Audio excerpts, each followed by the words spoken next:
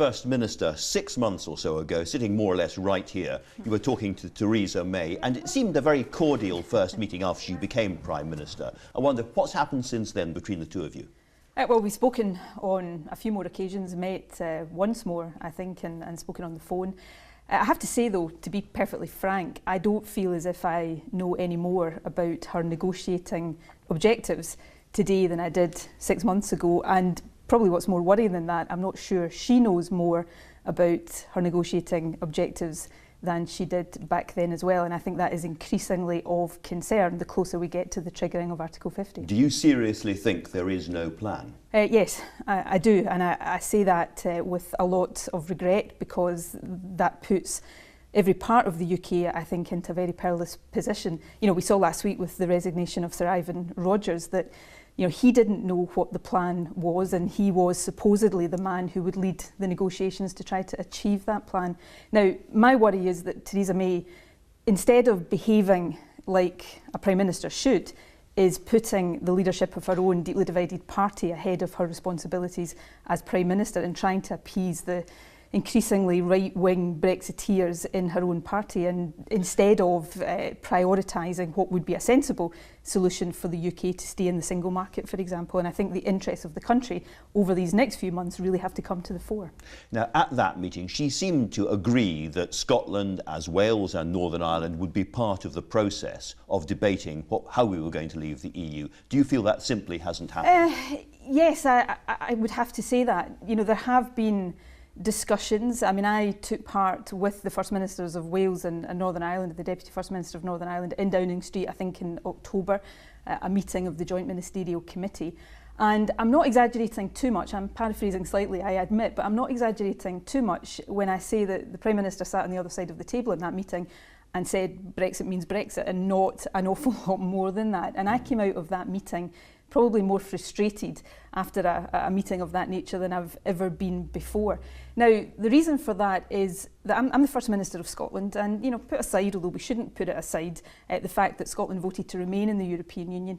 If the UK is coming out of the European Union, that has enormous implications for Scotland, as it does for other parts of the UK. It has enormous implications for our economy, for jobs, for living standards, for trade, investment, for the kind of society we are. And I want to play my part in making sure we get the right outcome from that. That's why the Scottish Government has published proposals that we hope are taken seriously. But thus far, almost 2/3 of the way to the triggering of Article 50, we know no more about the UK Government's position than we did the day after the referendum, and that is increasingly unacceptable. In those proposals, you've made it very clear that what you mean by a soft Brexit or an acceptable Brexit involves staying inside the single market and staying inside the customs union. The problem is that people were told all the way through the referendum that leaving the EU meant leaving those things. But I'm not sure I don't think that's the case. It is the case, if I may say so. I interviewed David Cameron, George Osborne, Michael Gove, Boris Johnson. I asked all of them, and they all said, yes, it means leaving the single market. I remember hearing, I think, I could be proved wrong, but I think Boris Johnson saying, you know, the only good thing about the European Union was what he called the common market, the single market, and leaving the EU didn't mean leaving the single market. But what I'm trying to do, and I've deliberately tried to take a step back from my preferred position, which is the UK as a whole stays in the EU, and say, look, we've got this situation where the UK as a whole voted to leave the EU. Different parts of the UK voted in different ways. Scotland voted to remain. Even in Scotland, 1 million people voted to leave. And although the UK as a whole voted to leave, almost half voted to remain. So can we find some common ground? Can we find some consensus ground? And that's why I think staying in the single market could be that consensus ground. But more importantly, it would avoid some of the deep damage to our economy and our society that a hard Brexit is going to do. The problem with staying in the single market is that means no control over migration from the EU, and it means carrying on paying into the single market. And that would be seen by a lot of those 52% as a betrayal. Well, let's break down these issues, because the paper I published on behalf of the Scottish Government just before Christmas actually goes into all of these issues. Yes. Now, Theresa May has said that a number of things are red lines, so not being subject to the jurisdiction of the ECJ. Well, if you're like Norway is in the single market but not in the EU, then you're not subject to the direct jurisdiction of the ECJ. It's the EFTA court that applies. Though in effect you are. I'm trying to see where she could, and this is a bit compromised. This is not my preferred solution, so I recognise that it may not be her preferred solution, but can we find compromise ground? I think we need to get away from a situation, and I make no apology for saying this, where this obsession with immigration, almost becoming an obsession with foreigners in this country, is trumping, if that's not the wrong word to use in these times, the best interests of the economy. So I think we need a much more honest debate about the benefits of migration to our economy. I just put it to you, given the politics in London, it is very, very unlikely that Theresa May will say we're going to stay in the single market or the customs union. That compromise is probably unlikely. And you yourself have said that Indy Ref 2 is more likely than that. What I'm doing is trying to explore common ground, okay? And I've said I think the UK should stay in the single market, and I want to work with others across the UK, across the political spectrum, to see if we can achieve that as the objective of the UK. If that can't happen, then recognising that Scotland voted to stay in the EU by majority, by a significant majority, can we find a way of allowing Scotland to continue to stay in the single market? But that surely is practically impossible. Well, again, the paper we published sets out the practical barriers, but also sets out the basis on which those practical barriers can be overcome. So the paper you've published says, for instance, that for that to happen, for Scotland to stay inside the single market while the rest of the UK is not, would require the repatriation of important powers to the Scottish Parliament, including over immigration. But how is it possible for one part of the UK to have one immigration policy and England to have another immigration policy? We had a group of MPs just the other day saying that we should move away from a one-size-fits-all immigration policy across the UK. You've got the Mayor of London arguing that London should have greater flexibility over immigration. You've got countries like Canada and Australia that already operate differential systems. Scotland used to have a situation where we had a differential situation around post-study work arrangements. What I'm saying, and this is an important point, Andrew, everything about Brexit is going to be complicated and difficult. I'm not denying the solution I'm putting forward would be complicated and difficult, but there are ways to overcome these difficulties, because the alternative for Scotland... Let me just ask you about one way, because if the people of England have just voted to, quote, take control of immigration from the EU, and Scotland has an open border to the rest of the EU in terms of migration, how can you possibly not have a border between England and Scotland with people, otherwise people just move down into England? The paper goes into this in some detail, because, well, firstly, and I'll come on to that in the detail of it in a second, but let's not forget we've got a UK government right now that is at pains to say to the Republic of Ireland, an independent country that is going to continue to be in the EU, that it doesn't have to choose between trading with the EU and trading with the UK, that there doesn't have to be a hard border because of Brexit. So if that's true for Ireland, there is no reason why that wouldn't also be true for Scotland. But if you take the issue of free movement, for example, people would continue to get their passports checked as they come into the UK, at the external UK border, as is the case just now. If people came into Scotland and if the concern, as I appreciate, would they go to England or other parts of the UK and seek to work there? Yes. Theresa May is already talking about the arrangements that she's going to put in place in terms of employment checks and such like. There are practical ways of overcoming these things, but if we're going to get into the practical discussion about how these things can be overcome, we first have to have a UK government that's going to meet the Scottish government halfway to try to discuss that. I'm compromising. I'm prepared to compromise.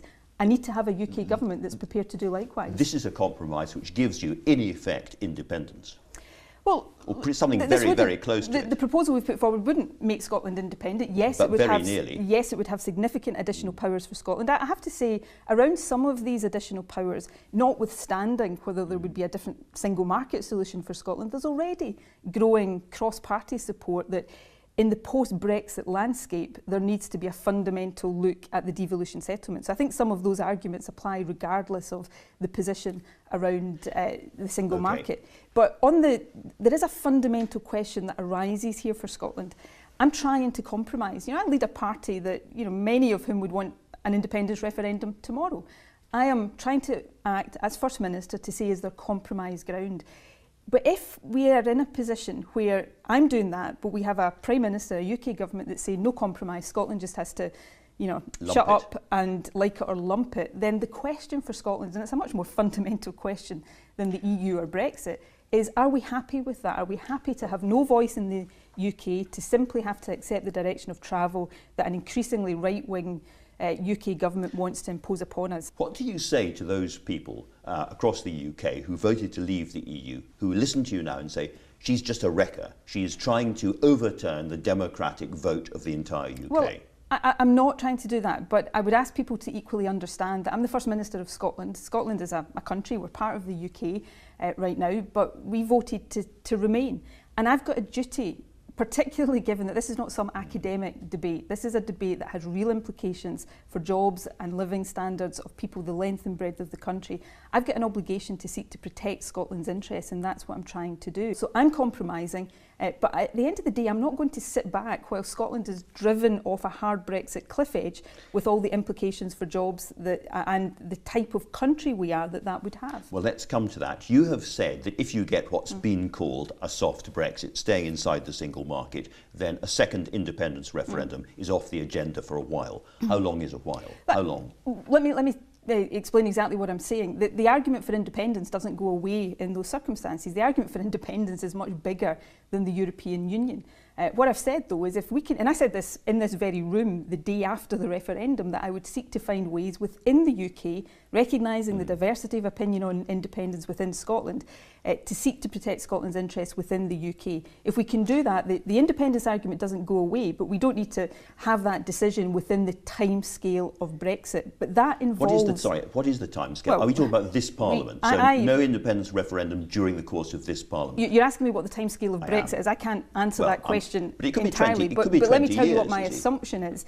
My assumption is that from the point at which Article 50 is triggered, we have a 2-year period after which the UK is no longer in the EU. Now that may change because I don't know what the negotiations are going to deliver. A soft Brexit means no independence referendum over the next 2.5 years. I've said in the time scale of Brexit. But I have tried from the 24th of June onwards to take a logical path through this. And you know, at the moment we're the only government in the whole of the UK that's put forward a plan, a possible way forward. Now, if that's going to get any legs behind it, it needs to have a UK government that's willing to talk to us. Because if what I encounter with the Prime Minister the next time we sit in this room is I'm not interested, then Scotland is in that position of, you know, we were told we were an equal partner in the UK, but the reality is very, very different. Well, here's where we come down to the hard politics, because it seems to me that the view in London is that Nicola Sturgeon is trying to call our bluff. And we can call her bluff. She cannot win an independence referendum in Scotland because of the economics, because of the border issue, because of the euro. It's all just bluff. Well, they will be making a big mistake if they think that I'm in any way bluffing, because if it comes to the point, you know, 2 years after Scotland being told, the quote in the independence referendum was, Scotland, don't leave the UK, lead the UK. Here we are, we voted to stay in the EU. We were told that voting no was the only way we could stay in the EU. And we now face being taken out of the EU. Now that creates a much more fundamental question for Scotland. If on something as fundamentally important as the membership of the EU and the single market and all the implications that has for us, if we're going to be ignored, if our voice is going to be completely cast aside, our interests cast aside, then that can happen on anything. And we have to ask ourselves in Scotland, are we happy to have the direction of our country, the kind of country we want to be, determined by a right-wing Conservative government, perhaps for the next 20 years, or do we want to take control of our own future? And that's a case that in those circumstances, I think it would be right for Scotland to have the opportunity to decide. But we're not looking at Indy Ref 2, as it's called, in 10 years' time or 5 years' time. We're looking at much quicker than that. In the context, if we're facing a hard Brexit, I would think yes, if we're talking about a hard Brexit. But let me not get away from this point. I'm putting to Theresa May a compromise solution. Theresa May is watching. One message to her very clearly. What would you say? Don't disregard Scotland, because it's not acceptable to do so. You said during the independence referendum that Scotland was an equal partner in the UK. It's now time to prove that. And how you respond to the sensible compromise consensus proposals that the Scottish Government has put forward will tell us much, possibly everything we need to know about whether Scotland really is an equal partner or whether that's just rhetoric. Nicola Sturgeon, thank you very much.